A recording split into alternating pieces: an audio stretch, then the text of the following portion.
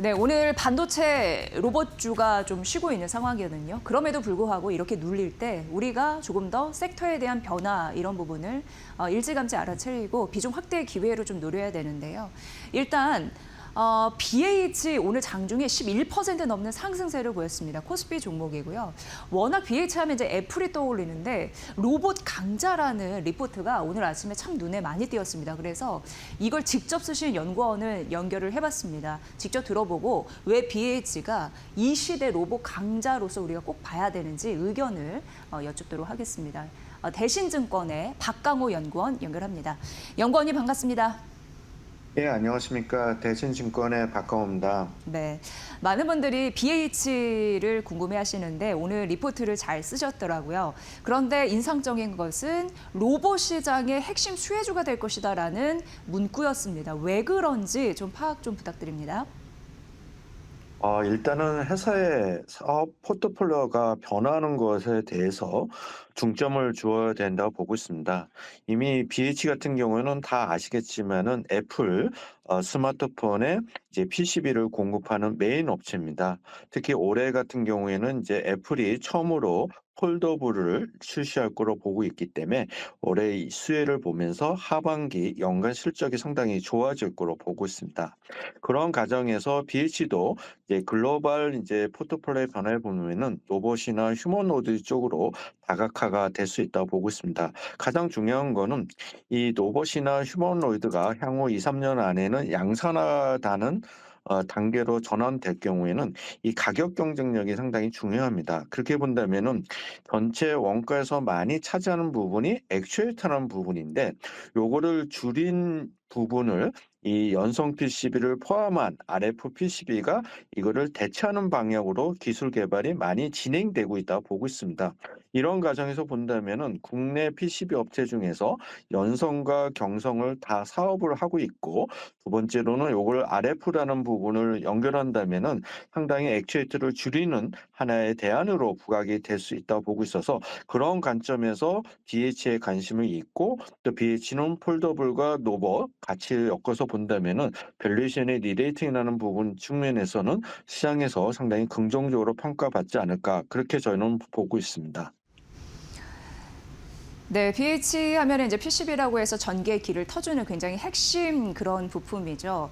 특히나 경성, 연성 다 포함이 돼서 RF PCB라고 해서 연구원님이 말씀해 주신 대로 굉장히 작은 뭐 스마트폰이나 아니면 로봇 이런 부분에서 굉장히 활동을 자유롭게 하는 그런 역할을 해주는데 특히 이제 로봇 시대에 액추에이터와 또 연결이 되어 있는 것을 좀 확인할 수가 있었습니다. 게다가 애플 또 공급사로서 폴더블의 수혜도 받아서 양쪽에 수혜를 받는구나라는 느낌이 들었는데 여러 가지 그 레퍼런스도 갖고 있습니다. 차별화된 경쟁력 조금 더 밝혀주시죠.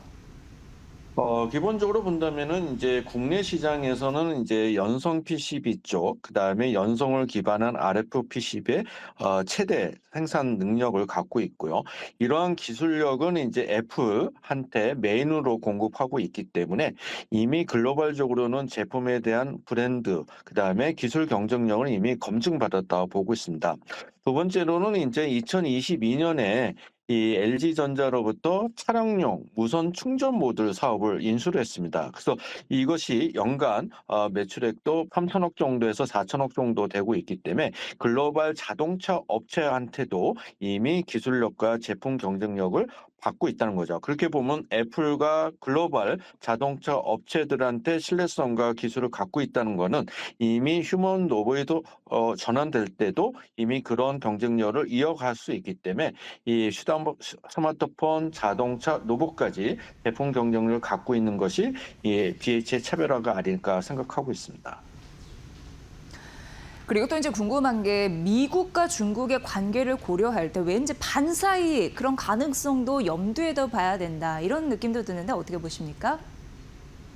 기본적으로 이제 올해 그 자회사와 하반기 때 미국의 생산법인을 이제 설립할 예정입니다. 그렇게 본다면은 이제 작년부터 이제 미국 트럼프 정부의 관세 정책, 그다음에 미국에 있는 자동차 업체들과의 관계, 그다음에 애플 그런 걸 고려한다면은 미국의 생산법인을 갖고 있는 것이 상당히 유리한 부분이 있다고 보고 있습니다. 이렇게 본다면은 하반기 때 생산이 일부 자회사를 통해서 이루어지고 있고 내년부터는 이제 자동차나 로봇 쪽에서도 매출이 일어난다면은 미국과 중국의 관세 그런 보호무 측에서 일부 회피될 수 있기 때문에 그런 부분도 하나의 경쟁력으로 평가될 수 있다 보고 있습니다. 굉장히 중요한 모멘텀을 짚어주셨네요. 미국 쪽의 생산 라인이 구축이 되면 훨씬 관세 이슈 상쇄가 가능하고 미중 그 갈등에 의한 반사 이익도 고루고루 챙겨갈 수 있을 것 같습니다. 애플 공급사뿐만 아니라 이제 휴머노이드, 로봇, 액추에이터 이런 쪽까지 모멘텀이 붙은 BH. 오늘 장중에 급등한 이유를 알 수 있었습니다. 지금도 상승세를 유지하고 있는데 앞으로 관심 있게 지켜보겠습니다. 연구원님 잘 들었습니다. 네, 감사합니다. 네. 대신증권의 박강호 연구원 오늘 연결을 해봤습니다. 지수가 여러 가지 과정을 거친 이후에 오른다면 지금 눌렸을 때 비중 확대 기회를 고려해 보시는 분들 많으실 것 같습니다. 그런데 지금은 또 오른 만큼 옥석가리가 좀 필요한 그런 구간이죠. 오늘은 전반적으로 원래 주가는 이후를 반영해서 심리가 먼저 반영되는 그런 부분이 있기 때문에 그런 스토리텔링을 좀 짜봤습니다. 하나증권에서 건설주를 픽할 때 지금 방법이 있다라고 언급을 하는데요. 지금 호르무즈 해협 관련해서 봉쇄는 장기화되고 있는 상황입니다. 그렇기 때문에 유가 높고요. 원자재 가격에 대한 변수가 기업들의 고충을 더 심하게 하고 있습니다. 지금 국채금리 상승 이런 부분 때문에 전반적으로 시장이 눌리는 흐름들이 있죠. 그러니까 오늘도 반도체 그동안 올랐던 로봇이 잠시 쉬어가는 흐름들이 있는 상황인데요. 어쨌든 지속해서 이러한 요소들이 조정이 될 때마다 어느 정도 이제 빌미가 될 것으로 예상이 됩니다. 근데 하나증권은 이러한 현상을 보면서 종목별로 대응을 잘 해야 된다라고 얘기했고 그게 건설주에도 똑같이 적용이 되는데 이번에 미중 정상회담이 있었는데요. 이 이슈를 보면 건설주에는 영향력이 좀 제한적이다 이렇게 파악을 했습니다. 왜냐하면 북한과 그리고 이란 중심의 이슈가 나왔거든요. 그런데 하나 우리가 좀 눈여겨볼 부분은 G7 추가 논의가 다음 달입니다. 중순쯤에 있을 예정이라서 이때 어떤 이슈가 나와서 건설주의 촉매제가 될 수 있을지는 봐야 된다라고 언급을 했습니다. 결과적으로 건설주는 지금 이 시각에서 개별적으로 이슈와 그리고 리스크가 있는 종목을 선별하는 그런 안목이 굉장히 필요하다라고 언급을 했거든요. 그래서 그런 종목들을 좀 나열을 했고 대표적으로 삼성 E&A 픽을 했더라고요. 3분기에 수주 기대감이 좀 있다고 하는데 두 가지로 제시했습니다. 첫 번째 사우디 카푸지 육상 가스처리 플랜트 입찰이 일단 완료가 됐거든요. 이게 20억 달러 규모인데 지금 경쟁사들 좀 언급이 되고 있는 상황이고요. 4월 30일에 입찰을 완료가 됐습니다. 그리고 카타르 비료 프로젝트 같은 경우에는 기술 입찰이 일정 부분 좀 연장이 됐습니다. 다음 달 15일까지 이거는 좀 규모가 25억 달러 정도 되니까 이 부분에서 수주가 있을지 좀 그런 요소가 있다라는 부분이고요. 올해 해상풍력 입찰 경제 굉장히 치열할 것으로 예상되는데 대표적으로 대우건설이나 코오롱 글로벌 이런 종목들이 언급이 됐습니다. 결론적으로 탑픽도 제시를 했는데 일단 결과적으로 말씀드리면 삼성물산입니다. 삼성물산 같은 경우에는 PBR, 저평가 그리고 반도체 이런 쪽으로 좀 맞물려 있다라고 얘기를 했고요. IS동선은 6월 경산 분양 이슈가 있기 때문에 긍정적이다라고 언급을 했습니다. 건설주 고르는 방법 이런 부분 좀 언급을 해드렸고요. 다음 페이지 만나보도록 하겠습니다. 그런데 우리는 미리 대비를 해야 되잖아요. 그래서 호르무즈 해협이 개방됐을 때 어떠한 전략을 세워야 될지 그게 중요하다라고 하면서 오늘 아침에 하나증권에서 리포트를 의미 있게 제시를 했습니다. 안도현 연구원님이 제시를 했는데 오늘 아침에 여러분께 연결을 해드리면서 전반적으로 안도현 연구원은 운송 섹터를 담당을 하시거든요. 에너지 운송 특히나 전쟁 터지고 굉장히 중요하잖아요. 여러분께 좀 소개를 해드리겠습니다. 자, 오늘은 하나증권의 안도현 연구원 연결합니다. 연구원님 반갑습니다. 네, 안녕하세요. 저 하나증권에서 운송 섹터 담당하고 있는 안도현이라고 합니다. 네, 반갑습니다. 처음 연결해 보고요. 호르무즈 개방 전략 굉장히 중요해 보입니다. 아직 봉쇄는 좀 장기화될 가능성이 있지만 우리는 그걸 또 향해서 봐야 되는데 에너지 수송 이런 부분에 대해서 모멘텀 우리가 차근차근 준비를 해야 된다고요. 어떠한 이야기일까요? 네. 일단 호르무즈에 대해서 지정학적인 부분을 말씀을 드리면 이 해협 폭이 굉장히 좁기 때문에 선박 통항량이 그냥 제한될 수밖에 없습니다. 전쟁 이전 수준을 보면 일간 최대 140척 정도가 통항이 가능을 한데요. 어쨌든 호르무즈가 개방되게 되면 이후에 이제 많은 탱커들이 호르무즈 해협 인근에서 대기할 걸로 예상을 하고 있고, 그렇기 때문에 탱커 스팟 시장이 수요가 그쪽으로 빨려 들어갈 것으로 예상이 됩니다. 그렇기 때문에 탱커의 강력한 모멘텀을 예상을 해볼 수 있고요. 그리고 또 한 가지 이제 주목되는 점이 기존 중동에서 아시아권으로 가는 에너지 수송 루트가 다변화되는 움직임이 보이고 있습니다. 미국이라든지 이런 지역으로 다각화되고 있는데, 미국 같은 경우에는 멕시코만 쪽이 사실 주요 에너지의 허브이기 때문에 거기에서 출발을 해서 아시아권까지 운반을 하려면 희망봉을 통과를 해서 아시아권까지 수송을 해야 되는데, 그렇다면 중동에서 오는 것보다 시간이 2배입니다. 직관적으로 탱커선이 2배가 필요하게 되는 거고요. 그렇기 때문에 전반적으로 탱커 모멘텀이 높다라고 말씀을 드리고 있습니다.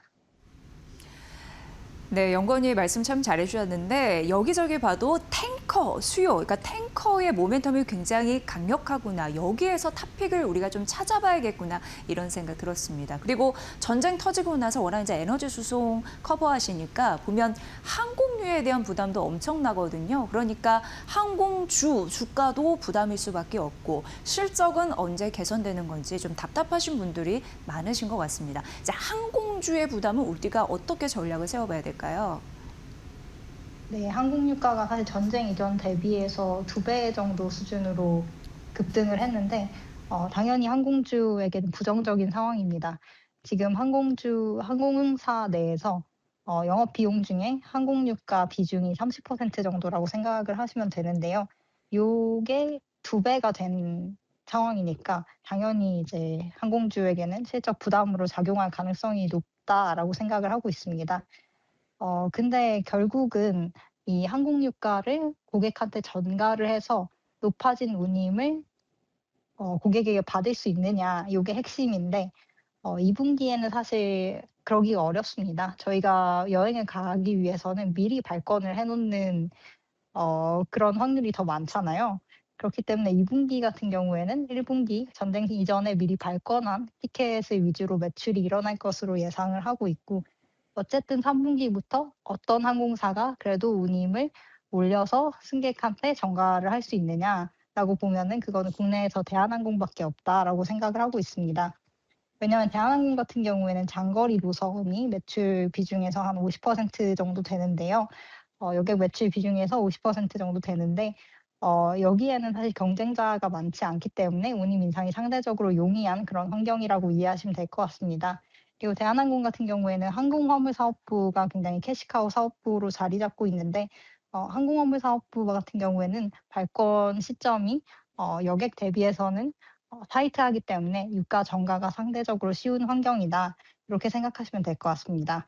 그리고 심지어 이제 단거리 노선 같은 경우에도 LCC 같은 경우에는 감편을 하거나 취소를 하거나 시간대를 바꾸거나 이런 가능성이 조금 있는데, 대한항공 같은 경우에는 운항 안정성이 높기 때문에 단거리 노선에서의 점유율도 상승할 수 있다, 이렇게 보고 있습니다.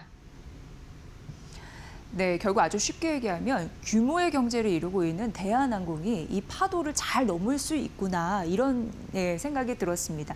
자, 그럼 혹시 연구원님 목표 주가를 상향한 그런 기업이나 아니면 투자 의견 이런 부분 조금 더 들어볼 수 있을까요?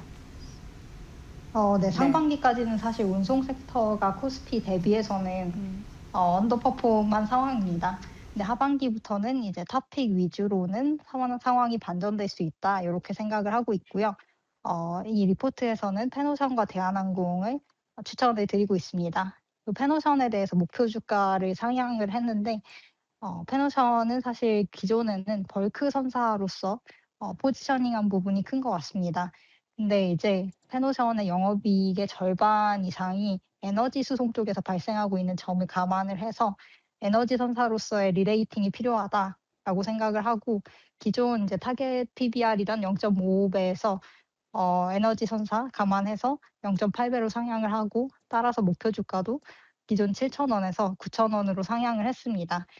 호르무즈 통항 재개 이후 강력한 탱커 모멘텀이 페노션 주가에 긍정적으로 작용할 걸로 기대를 하고 있고요. 대한항공에 대해서도 2분기 적자일 가능성이 높다고 생각을 하는데 3분기부터는 아까 말씀드렸던 항공권 단가 인상을 통해서 이 부분 충분히 만회할 것으로 예상을 하고 있습니다. 그리고 원유 수급만 원활해진다면 내년에 증액 사이클 진입을 주가에서는 미리 선반영할 것으로 예상을 하기 때문에 이런 관점에서 추천을 드리고 있습니다. 영업이익에 굉장히 다수를 차지하는 그런 에너지 수송 그런 부분에서 페노션 말씀해 주셨고 또 안정적인 운송과 3분기 실적 개선 기대감이 있는 대한항공 이렇게 탑픽으로 제시해 주셨습니다. 너무 잘 들었습니다. 네, 감사합니다. 네, 하나증권의 에너지 수송 담당하고 계신 안도현 연구원님을 연결을 했습니다. 앞으로도 이런 섹터에서 지속적으로 관심 있게 보면서 여러분께 탑픽과 목표 주가 상향 기업 소개해드리도록 하겠습니다. 오늘 시장에서 굉장히 K방산이 강합니다. 일단 내용을 좀 소개를 해드리도록 하겠습니다. 4월에 K방산 수출이 12억 달러를 기록을 했습니다. 이게 1년 사이에 13% 증가하는 흐름들이 나타났는데 역대 최고치를 기록을 했고요. 특히나 이제 천문화, 항공 우주 이런 부분이 전체 비중에서 한 98%를 차지하는 그런 흐름들이었는데 K 방산 수출 그런 모멘텀 4월에 굉장히 강력했으니까 이런 부분이 좀 언급이 됐고 이거 JP 모건의 리포트입니다. 일단 탑픽은 하나 에어로스페이스인데 탑픽 종목이 190만 원이거든요. 근데 오늘 방산 굉장히 강한 이유가 이제 폴란드향 그런 무기 수출에 대한 기대감 이런 부분이 잘 잡아주고 있어서인데 그 천무 인도 속도가 굉장히 가속화되고 있다라는 부분이고 지금 이제 4월이 지났는데 4월까지의 데이터를 보면 2월에 18기에서 4월에 또 18기를 추가적으로 했습니다. 그러면 36기를 해낸 건데 올해 목표는 40기였거든요. 그러니까 4월까지인데 어떻게 보면 36기를 했으니까 굉장히 성공적으로 목표를 도달하고 있는 모습 보여주고 있습니다.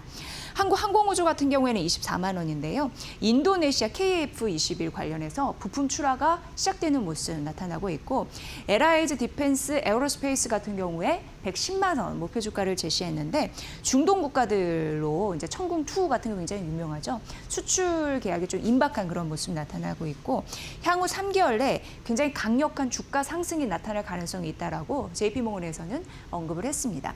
탑픽 종목은 하나 에어로스페이스고 오늘 하나 에어로스페이스, LIG DNA, 디펜스 앤 에어로스페이스 이런 부분 좀 강력하게 시세를 좀 내고 있다라는 점 말씀드립니다.